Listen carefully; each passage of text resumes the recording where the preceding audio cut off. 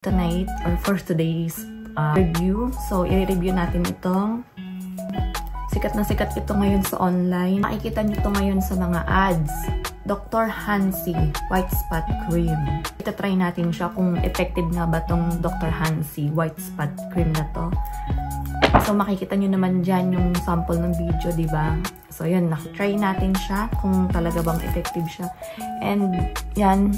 As you can see, ito meron na tigyawat. Ayan, maitim. Umitim na siya na tigyawat. And may problem din ako dito na hindi siya mawala-wala. Ayan, meron ako dyan na parang white, red siya. And then, yan.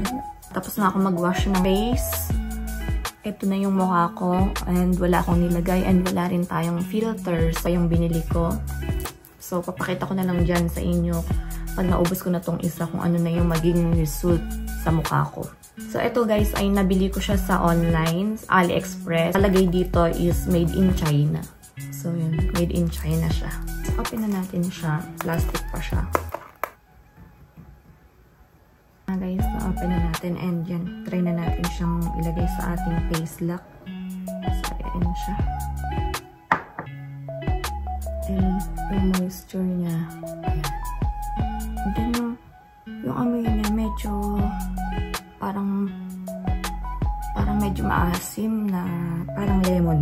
Ayan. So, parang lemon flavor yung amoy niya.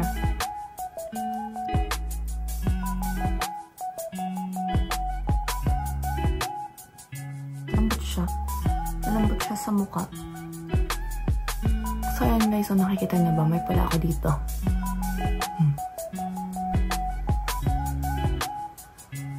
And yung mga tigyawat ko. So, guys, wait na lang natin maubos itong isa nito. And ano nga ba magiging result nito. So, yan.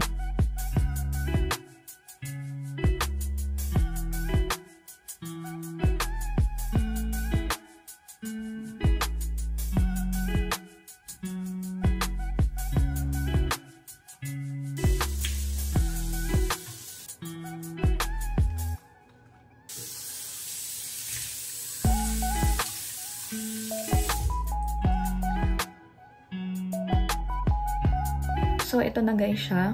So, malapit na siyang maubos. In-advance ko na lang din siya na i-video based in my experience. Ano nga ba yung nagustuhan ko dito and ano nga ba yung ayaw ko dito sa product na to. Yun nga, magkakaiba tayo ng type of skin. Yung skin ko kasi is dry.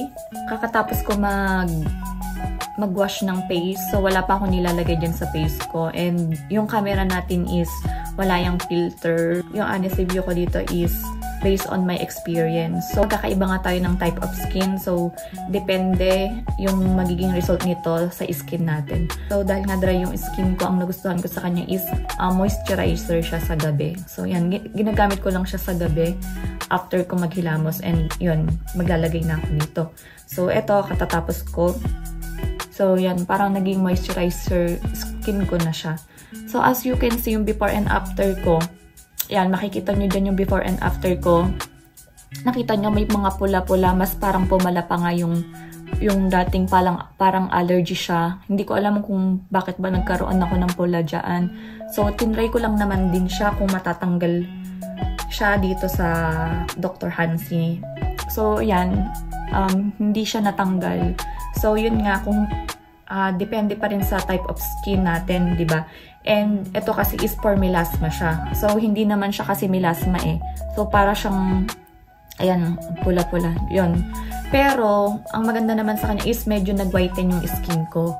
So, yun. Medyo nag-whiten yung skin ko. And as you can see, yung tigyawat ko dito before is parang maiitim siya, diba?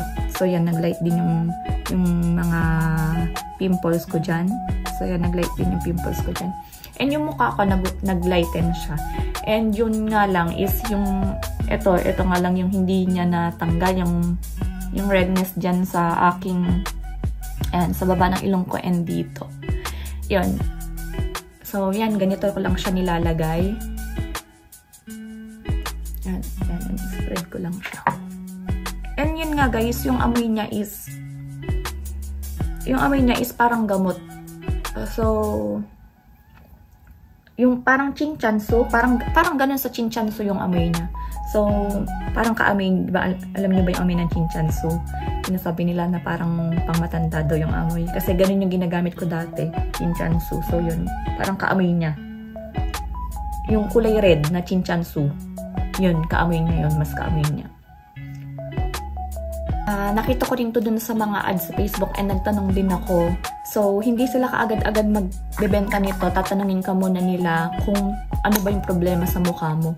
So, medyo na mahalan nga lang ako doon and yun nga, tinry ko tong bilhin sa AliExpress. And hindi ko alam kung fake ba to or tunay. But, yun nga, nakita nyo naman doon dyan sa una kong video na may sealed siya and made in China siya. Over, yun. Siguro, ubusin ko lang itong binili ko na to and stop ko na rin siya kasi ngayon, yung kaya ko lang din naman to binili is kung matatanggal yung redness dito sa mukha ko. So, hindi naman siya natanggal. So, nakakapag-dry din siya ng pimples. Ayun na, nakakapag-dry din nga pala siya ng pimples, guys. Kasi, ito, kakatubo lang nito nung nakaraan. And yan, mabilis siyang na-dry. And yun nga, as you can see yan, maputi naman siya sa mukha. Yun nga lang, hindi natatanggal yung redness ng mukha ko. So yun, magre-review na lang ako ulit ng ibang mga skincare, kung ano nga ba yung maganda sa face ko kasi medyo sensitive nga yung skin ko. And before, gumamit ako ng rejuvenating, nagkaroon ng mga parang mga butlig-butlig yung mukha ko. Kung dry yung skin nyo and hindi naman kayo tigyawatin, iwasan nyo na rin gumamit ng mga rejuvenating. So, yun, mas lalo lang din magdadry yung mukha nyo and magkakaroon siya ng parang mga butlig-butlig. So, yan, may ginamit lang din ako before, kaya naalis yung mga butlig-butlig ko na yun. So, pakita ko na lang yun sa inyo for my next vlog. So, yun nga guys, paalala ko lang is, ito is based on my experience and magkakaiba tayo ng skin type. So, kung hindi effective sa akin or maybe effective sa inyo or kaya naman effective sa akin or maybe naman na hindi effective sa inyo.